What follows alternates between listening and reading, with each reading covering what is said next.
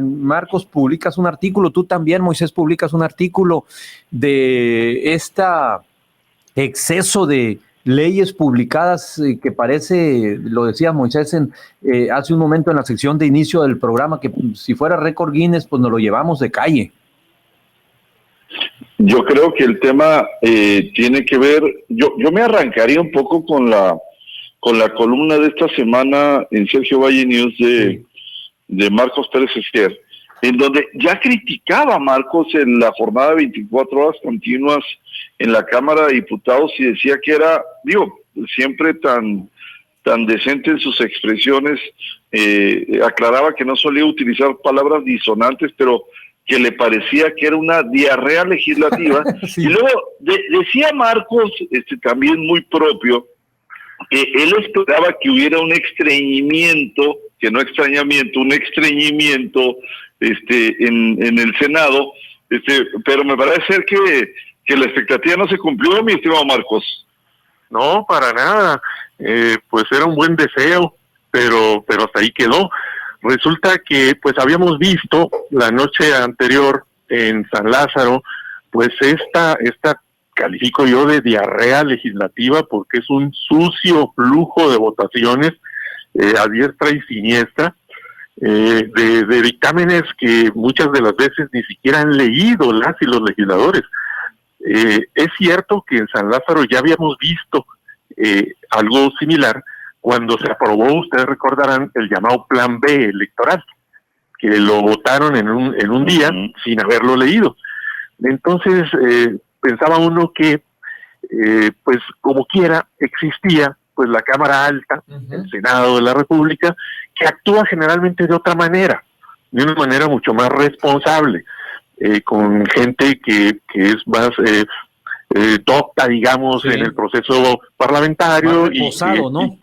Sí, más reposado, más sensato. Son menos, con más son 128, político. Pues no son 500. Exactamente, se permite ahí una deliberación mucho más sensata, más puntual, la revisión de los documentos. Entonces yo abrigaba la esperanza de que en esta ocasión, pues ahí en el Senado hubiera una contención y que hubiera un trabajo mucho más responsable, y en su caso se devolvieran muchos de los productos legislativos generados en San Lázaro, pues a esa Cámara de origen, para corregir la situación. Pero todo esto que pasó con el INAI, esto que provocó que la oposición tomara la tribuna y demás, le abrió la puerta a Morena y sus aliados para hacer una sesión pues en otra sede, en la casona de Xicotenca, en donde nada más ellos participaron y dijeron, pues vamos aprovechando la ocasión, Marcos, y vamos a servirnos con la cuchara grande. Marcos, si te parece, te voy a interrumpir, discúlpame por favor, porque tenemos que hacer la pausa de los 15 minutos para enlazarnos con nuestras estaciones hermanas. La dejamos ahí y retomamos en un minutito, ¿te parece? Perfecto. Gracias. Vamos a pausa, continuamos aquí en Contexto. Oye, perdón, Jesús, antes déjame hacer una moción de procedimiento cultural. A ver. Digo, traemos en la selección musical a Eslabón Armado y Peso Pluma, a Rosalía y la Motomami, y una mezcla interesante de muy imbricado, valga la expresión, con los acontecimientos. Ayer hubo un gran concierto aquí en la Ciudad de México, aquí cerca del Senado, que sirvió como de marco precisamente para que se fueran a Xicotenca los senadores, Jesús. Sí, se me hace que ahí andaban tú y el Marcos también. Adelante, Marcos. Imposible que los senadores, imposible que los senadores que estaban en la sede del Senado pudieran llegar a Xicotenca, no imagino, con el Zócalo como estaba por Rosalía, ¿no? Sí, era un caos esa zona anoche, porque pues acudieron 160,000 personas a ver ese concierto, según dicen las autoridades, ¿no? Ya sabes que los números de las autoridades no son muy ahí no salió Batres a decir que eran 10,000. Sí, no, ahí ya no dijo que eran 8,000. Así que quién sabe cuántos eran, pero de que era muchísima gente no cabe duda. Y en ese contexto, en ese mismo barrio, que es donde está pues la casona de Xicotenca, pues van y sesionan los senadores de Morena, y pues claro que se le complica el acceso a cualquiera que no tenga pues las ventajas del Estado mexicano ahí abriéndote paso, ¿no? Uh-huh. De tal manera que sí jugó, me parece, para que muchos senadores de oposición no llegaran a la sesión. Nada más llegaron 2, que yo sepa, Xóchitl Gálvez, que se encadenó a la silla de la presidencia y por lo tanto tuvieron que sesionar en el patio uh-huh. de la casona de Jicotencan, y nuestro senador sonorense Damián Cepeda, que también se apersonó por ahí con un megáfono, pero hasta ahí. Y les decía yo que aprovechando esa situación, pues se sirvieron con la cuchara grande. Empezaron la primera votación a las 11 de la noche y la última fue cerca de las 3:30 de la mañana de esta madrugada. Sacaron adelante 20 reformas en ese tiempo. Estamos hablando de que cada una de ellas en promedio les habría tomado menos de 15 minutos. Híjole. Si tomas en cuenta que la mayor parte del tiempo se va en leer los nombres de los senadores para tomarles su votación, pues realmente aprobaban proyectos en 6, 7, 8 minutos. Es realmente escandaloso lo que pasó anoche en el Senado. Es una de las páginas más oscuras que tendrá la historia del Senado mexicano. Es increíble que se hayan pasado tantos proyectos en tan poco tiempo sin la participación de la oposición. Es totalmente antidemocrático. Yo auguro que todo esto va a terminar en la Suprema Corte, porque hay antecedentes, la Corte lo ha dicho, de que la Constitución pues exige el principio del debate parlamentario democrático, de tal suerte que ha habido ocasiones donde se impugna una ley porque no cumplió cabalmente con las reglas del proceso legislativo, uh-huh. y efectivamente se echa para atrás y la Corte ordena al Congreso volver a discutirlo y hacerlo correctamente. Entonces es posible que ese sea el final de todo este enredo. Pero mira, en su columna Moisés el otro día me parece que muy inteligentemente agrupaba en 3 grandes bloques las distintas iniciativas de las que estamos hablando. Retomando esta idea, yo te diría, de las 20 que se aprobaron, uh-huh. más o menos unas 9 o 10 no representan problema, porque yo he dicho que estaría de acuerdo, o sea, sí van a aprobar. Pero la otra mitad sí son un problema. ¿A cuáles de esas iniciativas hay que ponerles particular atención, Marcos? Mira, hay algunas que desmantelan instituciones, ¿no? Ya se ha mencionado, se desmanteló el INSABI. Alguien dirá, bueno, pero la oposición siempre estuvo criticando el INSABI porque a su vez desmanteló en su momento el Seguro Popular. Bueno, sí, pero el problema es que otra vez, como ocurrió hace 3 años y medio, se elimina un sistema de salud sin que quede claro cómo lo vas a corregir. Se dice que todo esto lo va a atender ahora el IMSS Bienestar, pero no se habla nada del financiamiento. Entonces es falso, es una simulación. Si no hablas del financiamiento, en realidad estás haciendo discurso nada más. De tal suerte que pues nos queda la enorme preocupación de que si ya una vez desmantelaron un sistema que más o menos funcionaba, que era el Seguro Popular, lo cambiaron por uno que no funcionó, que fue el INSABI, y ahora quitas el que no funcionó y no dices cómo lo vas a arreglar. Híjole, parece que vamos de mal en peor. Claro. ¿No? Otra institución es el CONACYT. El CONACYT nos dice, lo vamos a sustituir por otro consejo. Pues sí, nada más que viene con adoctrinamiento político. Habla de una ciencia nacional, más o menos como cuando los soviéticos hablaban de la existencia de una biología soviética, ¿no? Como si la ciencia fuera una cosa que estuviera sujeta a las ideologías, ¿no? Entonces es preocupante esa sustitución, además de que hacen un mal manejo de las becas, discriminan gente en el otorgamiento de becas, etcétera, ¿no? La comunidad científica había exigido parlamento abierto y no los tomaron en cuenta. Otra institución es Financiera Rural, que esa sí simplemente la desaparecen, no la sustituyen por nada. De tal suerte pues que se acaban muchos apoyos importantes para el campo. El argumento es que pues no se estaban pagando los créditos. Bueno, si es así, pues hay que corregir la administración de esa institución. Y si es así, pues primero hubieras acabado con el Banco del Bienestar, que está peor en ese sentido, ¿no? Pero incluso Marcos, el tema no se sostiene por sí mismo, porque por un lado dices que traes problema de cartera vencida y de créditos, y por otro lado tienes un desfalco en Segalmex de 15,000 millones de pesos, el doble de la estafa maestra, by the way. Y a mí me parece que hay dos temas importantes, además de este desmantelamiento y destrucción institucional.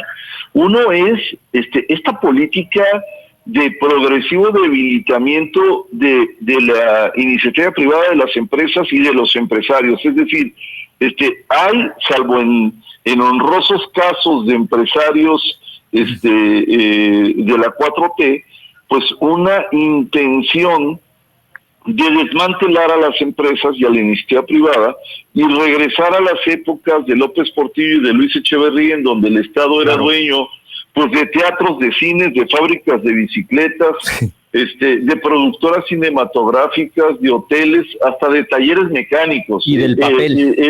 Llegó un momento en que la contabilidad de empresas en poder del Estado era de 1,152. Ese fue el número máximo de empresas que tenía con López Portillo, ¿no? Hotelera, en donde, por ejemplo, el Hotel Presidente de Chapultepec de aquí era un hotel del Estado. Entonces, con toda la corrupción, opacidad y falta de eficiencia. Y un tercer elemento, para ir cerrando, es el fortalecimiento del ejército como una práctica recurrente en mayor número de actividades que hacían los civiles. Es decir, el ejército ya no solo administra los aeropuertos, sino ahora el espacio aéreo, y ahora el Tren Maya, y ahora el Banco del Bienestar, etcétera, etcétera, etcétera. Y es una irresponsabilidad histórica, Marcos. Sí, por supuesto. Justo a eso iba, Moisés. El segundo bloque de agrupamiento de iniciativas, podríamos decir que tiende justamente a robustecer la militarización. Una de las cosas que se aprobaron anoche, por ejemplo, que se ha mencionado poco, es que el ejército pueda tener su propia aerolínea.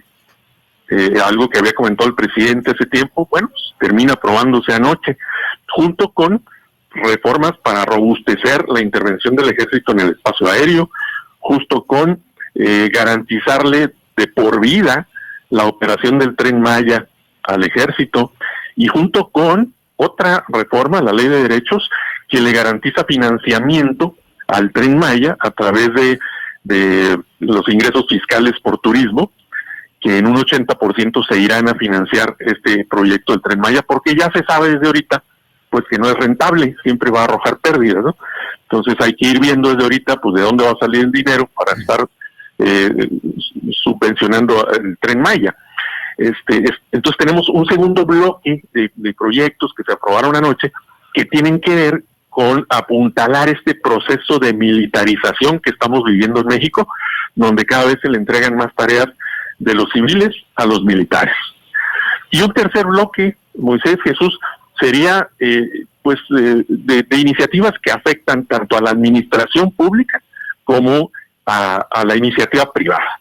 Tenemos, por ejemplo, la aprobación de la ley minera, donde pues ya se ha discutido mucho. Sabemos que va a afectar lo que se estimaba que podrían ser 9,000 millones de dólares de inversión en los próximos 5 años, porque, entre otras cosas, esta ley de alguna manera le otorga el monopolio de la exploración al Estado mexicano, de tal suerte que lo que podemos esperar es una reducción en las labores de exploración, afectando no solamente a esa industria, sino a muchas otras que dependen de esa exploración o de los recursos que surgen de la minería, como puede ser la industria automovilística, electrónica, farmacéutica, etcétera, ¿no?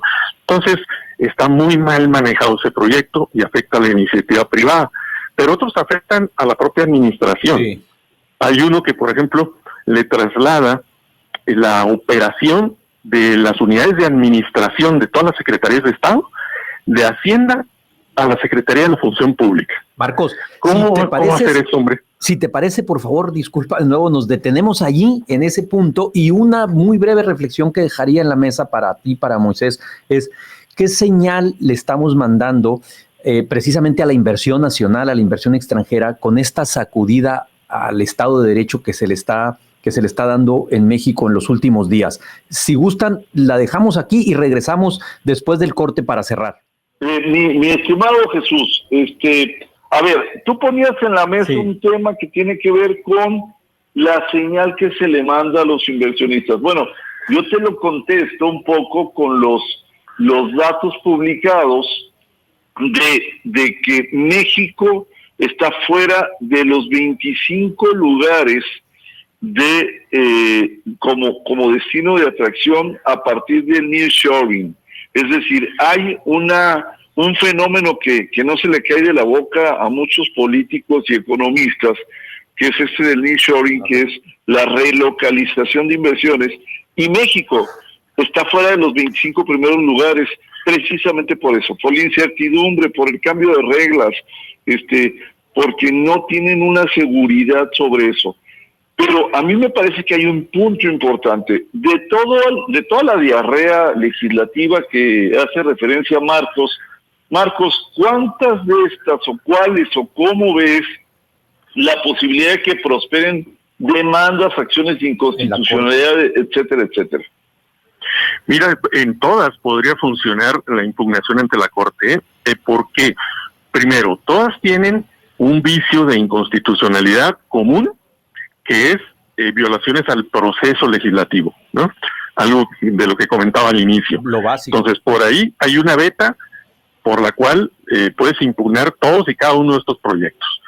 Pero además, cada uno tiene sus propios vicios, ¿no? Por ejemplo, todos los que tienen que ver con apuntalar la militarización, pues claro que pueden ser impugnados desde el punto de vista de que la Constitución consigna claramente en el artículo 129 que los militares no tendrán participación en la vida civil, salvo en condiciones de guerra, ¿no? Entonces, pues se está violando ese artículo claramente, como lo estaban haciendo, por ejemplo, con la Guardia Nacional, y ya ahorita la Corte les dio para atrás justamente. La Guardia Nacional, que es una policía civil, no puede depender de Sedena. Bueno, pues ese mismo vicio, que es lo que resolvió la Corte respecto de la Guardia Nacional recientemente, podría estarse dando en este paquete que tiene que ver con darle más atribuciones a los militares. O, por ejemplo, la ley minera afecta la libre competencia, la libre concurrencia, etcétera. Cada uno de los proyectos tiene sus propios vicios de inconstitucionalidad que habrá que ir estudiando y exponiendo ante el Poder Judicial muy puntualmente. Pero en todos los casos hay por lo menos un argumento de inconstitucionalidad que tiene que ver con el proceso legislativo que no se cumplió. Moisés, vamos cerrando. Pues mira, a mí me parece que particularmente la ley minera es de las que tiene una posibilidad de que avance la inconstitucionalidad por dos cuestiones fundamentales. Una, el tema de la consulta indígena que se debió haber hecho antes de echar adelante estas modificaciones, y dos, por las nuevas responsabilidades y la penalización para los integrantes y actores del sector. Marcos, ¿dónde te escuchamos? Estamos en redes sociales, en Twitter es @PérezEsquer, estamos en el semanario Contraseña de San Luis de Colorado, en el portal de sergiovalle.mx y en Esfera Política. Marcos, muchas gracias como siempre. Sin duda, material va a haber. Esta diarrea ni con Pepto-Bismol se va a detener. Sí, muchas gracias, les mando un abrazo, Moisés, gracias. Saludos, Jesús.